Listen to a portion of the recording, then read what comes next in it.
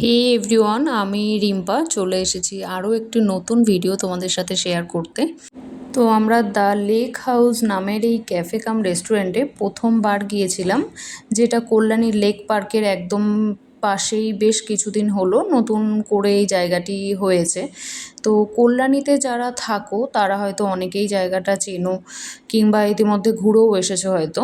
জায়গাটা বেশ বড় এবং অনেকটা জায়গা নিয়ে তৈরি করা হয়েছে। আর সবচেয়ে ভালো লাগার বিষয় হলো এখানকার অ্যাম্বিয়েন্স।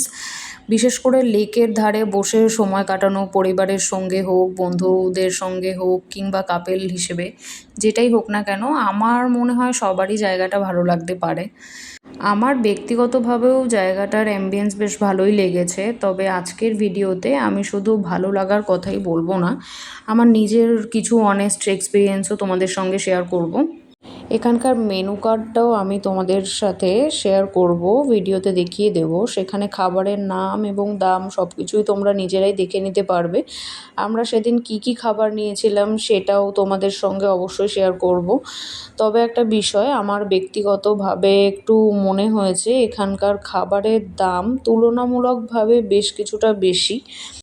আর সেই অনুযায়ী খাবারের কোয়ান্টিটি আমার কাছে খুব একটা ভালো লাগেনি আর কি।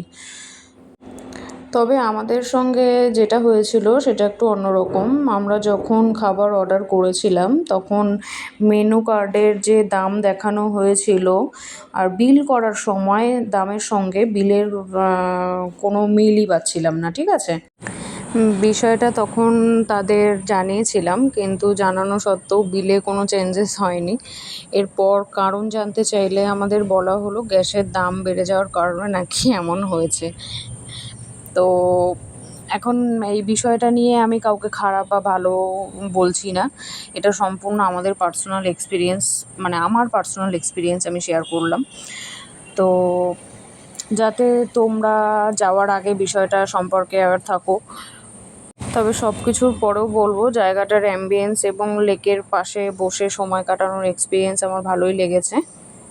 তাই তোমরা যারা কল্যাণীতে আছো তারা চাইলে একবার দ্য লেক হাউস ক্যাফে কাম রেস্টুরেন্টে গিয়ে নিজেরাও এক্সপিরিয়েন্স করে দেখতে পারো।